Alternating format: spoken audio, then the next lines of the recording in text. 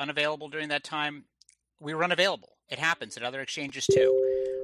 For us to compensate people who lost money without taking money away from people who did make money, just because of a change in open P&L,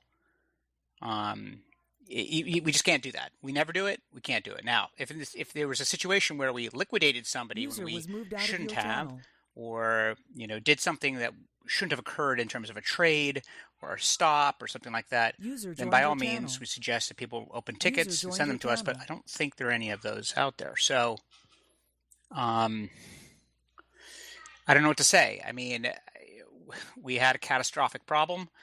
I thought that given the circumstances, we made the right choices for how we brought up the exchange. If people FOMO'd the top and FOMO'd the bottom or whatever, I don't know. I don't know what to say about that. But, I mean, it is what it is. Well, okay, so were there any liquidations that were not able to be filled in the market? Did you have to cover any losses? Cover what losses? For unfilled liquidation, for example. I can't really hear you that well, by the way, Swapman, and I have turn your mic up. Can you hear me now? Better, but okay. So say again. Did you have any unfilled liquidations that you had to cover? None as yet. Okay, so anybody that was liquidated on the move, nobody was liquidated. In the market. Nobody was liquidated. Oh, okay. Well, there you go. What about these people? Liquidations are off. They're still off. I just wanted to repeat that. And we also even though we pulled up the system and gave some people time to cancel orders, there's still a lot of stops in the system, at higher prices. So we've instead of triggering all those stops because nobody wants to cancel their orders, still not canceling their orders, we're pausing stops for the time being. So we are trying to make the best decisions out of bad choices. All right. So I don't, I'm very, very sorry that all this happened, but if there's a better choice, please let me know. Okay. So just to clarify, what is the criteria for those who should expect compensation in this outage? I don't see anybody getting compensation in this outage. Okay. The criteria would be in the past would be that, we force liquidate somebody based upon a bad piece of data or something like that. There may be some compensation for people that got screwed with margin lending or the funding on their positions. We're gonna review that stuff for the next couple of days. Anybody that thinks that they were forced to take forced to realize P&L or some other thing where money has actually been taken out of their account should open a ticket, and we will review each one of those separately. And the criteria is basically if we caused a position to get closed, or somebody to realize a loss when we should otherwise not have done so, that's certainly something we would consider. If there were losses that occurred because of faulty trading engine, then we would consider that too. But that's not the instance here. That's what happened back August of last year. We had, basically a logical failure in the matching engine, which we, and we compensated people, But in this case, I mean, I'm not sure what to say. I mean, yes, the system was unavailable for a period of time. And I don't know how I would specifically compensate anybody for that. So if someone wanted to close position, which was, I don't know, long on the top, and he couldn't because of the outage, you just don't care about it. Oh, I care, but there's nothing that an exchange can do about that. Exchanges go down all the time. It happens, okay? It's not just us. Other exchanges too become unavailable, or they're down for some period of time. So what happens there? Everybody who's long has a free put if the price goes down, just because they're unavailable. That's not how it works. I mean, our TOS is pretty clear. We can't be held responsible for a price movement while we're down. Even let's say we're down for planned maintenance. Even it is what it is. Occasionally exchanges are going to have technology problems. This is a really shitty one. It was beyond our control. I'm fucking pissed off about it. But user joined your channel. I don't know what to say. I mean, is it possible to roll back the trades? no. No. Why would you?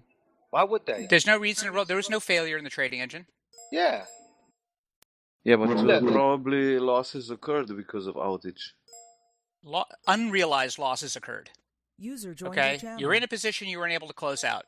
That is a risk you have to take at every exchange you trade at. Okay, that can happen. You know, we've had very good record overall. You know, especially in the last 6-7 months.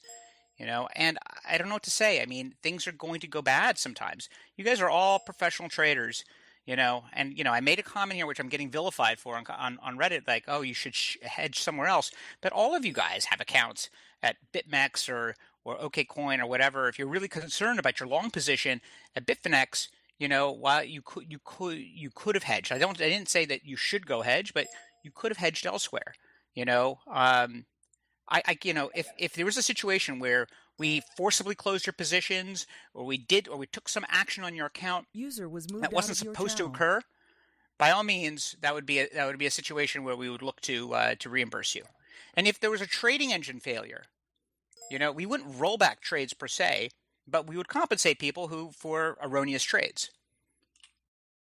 Yeah, I'm with you, Phil. I don't think that it's really your fault in this situation, and you should have to be penalized for it as well, just because there was an outage. Well, we are being penalized for it. Okay, our reputation takes a huge hit. People are going to go do business away from us.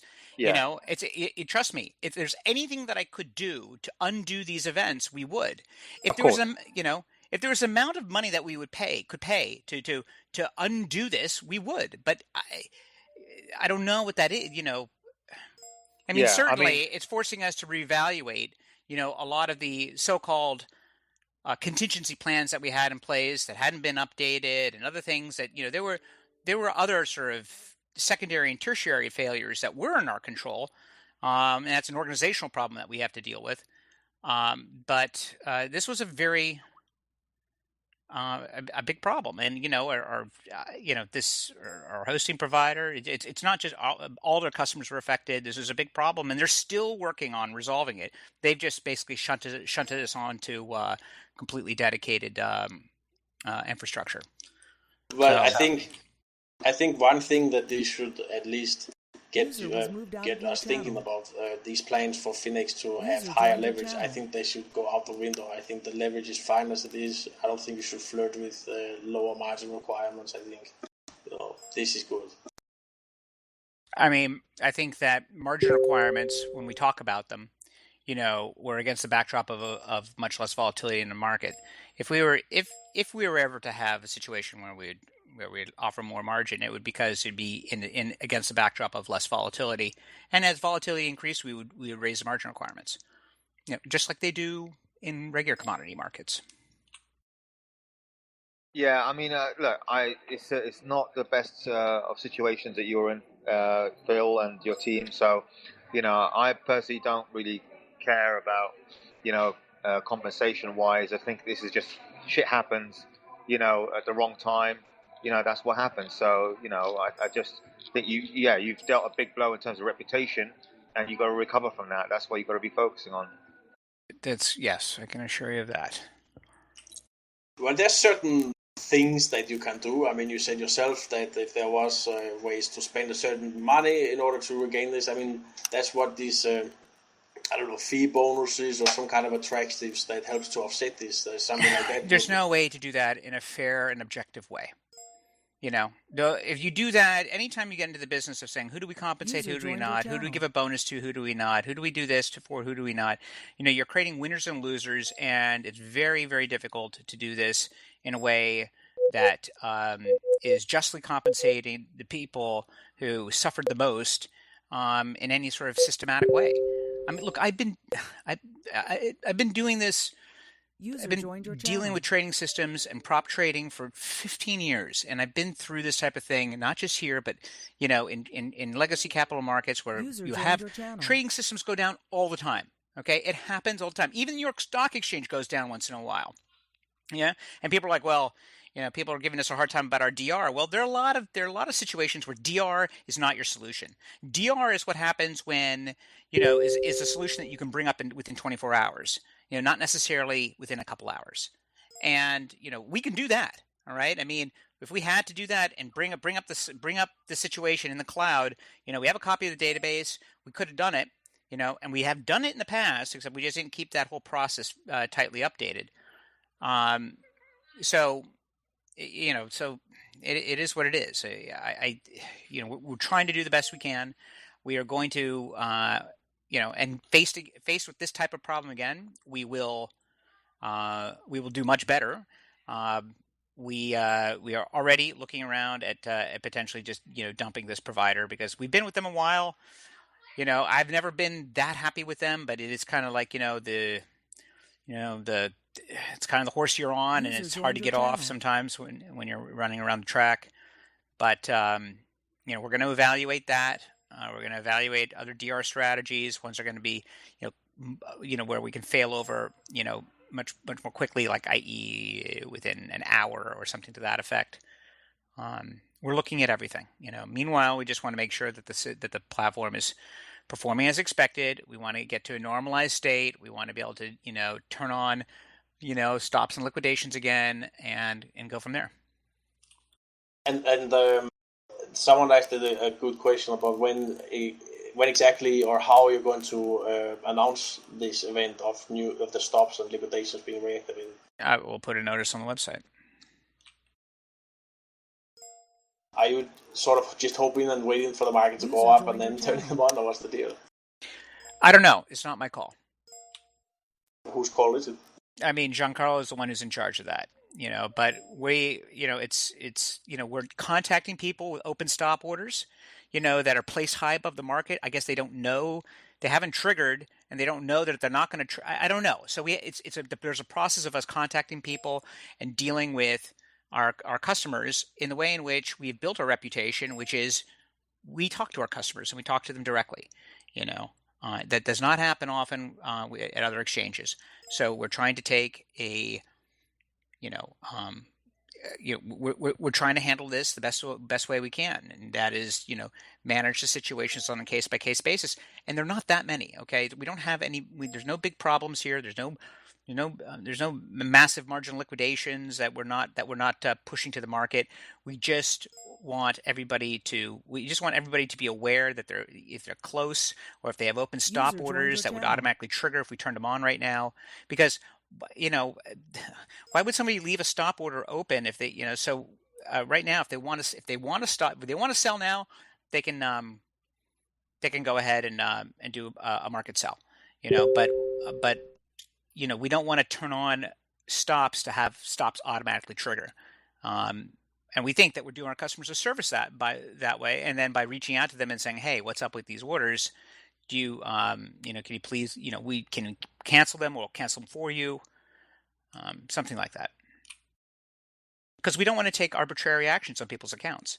We could go in and cancel people's orders, and then restart and then let stops go. But then, that's an unexpected behavior for people who could claim, hey, I had a stop order in and you canceled it and now I lost money because of it. Well, that would be a situation where we would have to consider compensation, right? User joined your channel. Okay, let's move on to what you're expecting for stability in the coming hours and days. Like, what have you done now to ensure that there's not going to be this issue popping up again suddenly? Well, we are not in a final solution right now with our provider. Okay, they've shunted us to, they've given us some dedicated hardware, so that we can handle everything that we need basically away from the rest of their infrastructure. That appears to be stable, but it was hastily done. So we have to just review everything, and then if it's that, or we're going to migrate to something even more robust, then that we're going to do that. But all that's going to be evaluated in a very sober and calm way to make sure that we're making rational and the correct decisions for us and our customers going forward. So you're saying they did a dedicated hardware switch your provider did. So yeah, that's the difference. Because they could not find the core problem that they were having. So we decided, hey, look, you need to isolate us away from X, Y, and Z. and that's ultimately what we got them to do. Well, because things have only been running smoothly again for some hours, right? And that's right. I'm not counting my chickens here yet. Yeah, exactly. So I mean, everybody's just sort of waiting and holding their breath, and maybe it happens again. It might, but I somehow, my guess is that it's not. So I think I feel like when we came back up yesterday, we didn't really feel like we fixed the core problem. We feel like we maybe improved something, but we knew that there was a problem with the provider, and it wasn't until the provider was actually able to give us a infrastructure solution that we feel like now reasonably confident in. User was moved out of your channel. So I'm guessing this whole situation is also delaying a lot of the improvements that were just coming in the pipeline, right, for the swap overhaul. No, that development, that development project was supposed to start this week. So, that got, but we're still going to start that anyway. The developers are not the ones who work on the DR solution. So. Okay, so it's independent of all the work. Yeah. No, and we're gonna. Don't worry. We're the swap market is still being overhauled. That's not going to be delayed. And could you clarify again about you said that there was some with margin lending issues. I mean, what kind of problems came about and why? I've never gotten that. By the way, withdrawals are fine. Well, there were some people who had their funding closed on them, and then they had to reopen it at higher rates, and then until the auto lens came back in, and then it renormalized. But I think some people got screwed there. So we're going to look at that, and anybody that's got a claim, vis-a-vis overpaying for margin or something like that, or we're going to look at all those claims, okay? And if we feel like they were unduly affected, and we charge them more money than contractually we should have, then we're going to fix that, like we always do. So basically, anybody out there that thinks that their situation warrants some kind of compensation, they just contact support and actually... They should open a ticket, and they should give a detailed spreadsheet or whatever as to why they think, how much it should be, why it is, show us what the problem is in your estimation. Just simply being in a position, being long, and then being down, and then the system comes up and the price is $40 lower. I'm sorry, I can't help you there. Okay, but you know what? We've had situations where markets go down, and then by the time we come back, an exchange opens again, the market is higher. So it goes both ways. So I understand that people are butthurt over that, and it sucks. That you can't trade out of the position that you're in, and I get that. But we can't compensate for the loss. That is just for an unrealized loss. That we didn't where we don't create the realized loss because of a glitch on our side.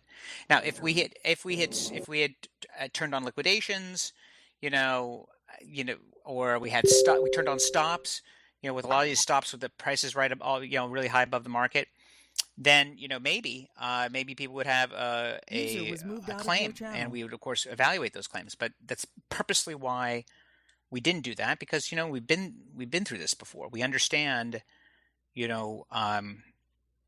how to spin up an exchange again once you have an outage. I mean, and that one of the things is that you gotta let people cancel orders. You gotta let the book fill in again. You gotta turn off liquidations. You gotta turn off stops. You gotta try to build market confidence again.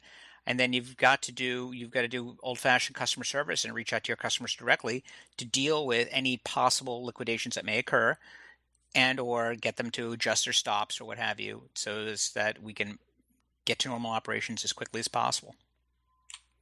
So Bjorn and company are going to be working overtime.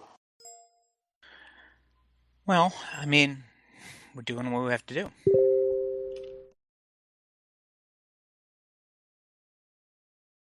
Okay, so basically there might be some instability coming again with the service. Perhaps it's still tentative, and you haven't turned on. You're going to soon turn on the stops and liquidations again. There hasn't been any liquidations, so I guess we just hope the price goes up and everything is back to normal. Well, look, I mean, in terms of any liquidations, the liquidations out there that would potentially trigger are small, and even perhaps small enough to be absorbed by the market right now without a problem. But if it wasn't, we would never allow a margin cascade to occur. We would step in and be the counterparty on that if we had to be. So okay, great, but okay, so let me ask it, kind of shift directions again a little bit. Do you think a lot of people are saying that Finex's downtime is part of the reason why the sell-off happened? I mean, what do you think about this argument? I can't. I don't know. I mean, really. I mean, we're an important exchange, but we're not the only exchange. I mean, I don't.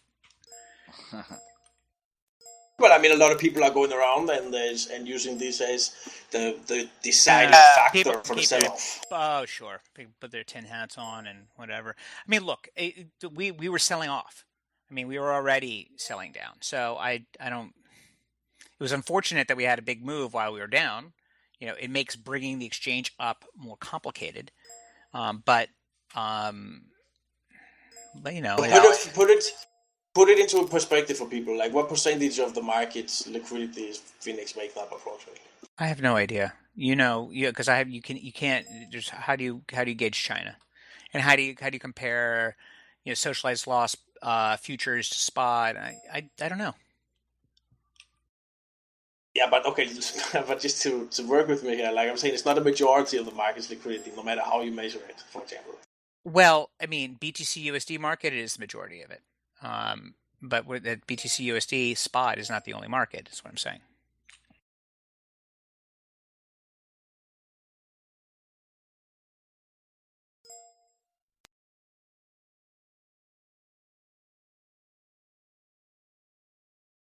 I'm sure that us being down was a bearish signal in general. You don't want to have, because it also, an exchange being down, people get fearful too, right? I mean, it's also a trust or confidence thing. Oh, there could be a hack, or there could be this, or there could be some security problem.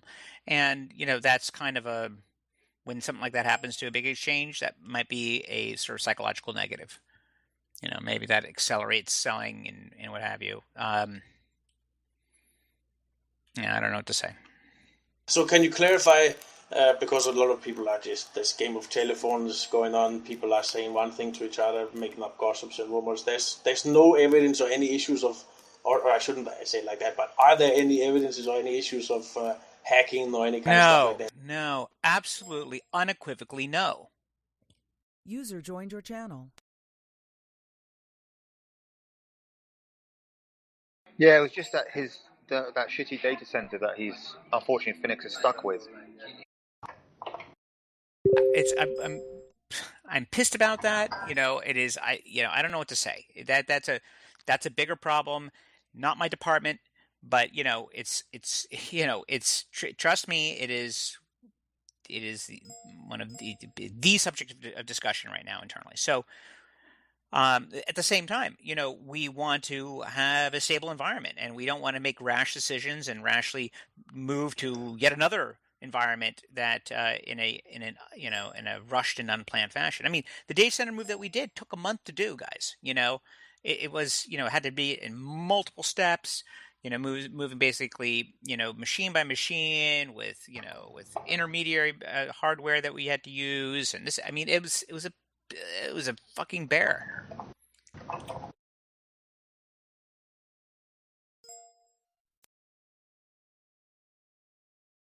Yeah, Rami, to answer your question, we have a DR plan. It unfortunately, during all of this move and some of the recent updates, it was just not updated, and we couldn't fall back to it. The DR plan basically means has us having a replicated database server with a cloud provider, and Amazon in particular, and us being able to spin up the environment through a series of basically images and what have you that we maintain, and well, it wasn't maintained. And even if we did have that, bringing that shit up and testing it, making sure everything's good, it takes time. So when people talk about DR solutions, DR does not equal. It's not the same thing as high availability. Okay, and the thing is, it should be very clear that, just so you understand, that in our data center, we have redundant hardware for every part of the back-end system, and there's redundant switching. But apparently, in fact, we were basically told by our provider, when we moved to the new data center, we said we need it this way, we need it this way, we need this. We can't have a single point of failure. But somewhere upstream of us, there's a failure there, and it is in fact a single point of failure over there. And I think that there, we were either lied to or some misrepresentation was made. But we spend a lot of money on making sure that we have redundancy there, and that's so that we have high availability and can do basically real-time failover. So, but a DR solution is not about real-time failover. DR solution is about power outage, or you're going to be out for several days, or like a 9/11 situation, or or I don't know, or the database is seized by the authorities or something. The data center is on lockdown by the authorities or whatever. That's disaster recoveries for that. And DR solutions, if you can spin up your DR site, and get everything up and running by between 8 hours to a day, that's not unreasonable by DR standards.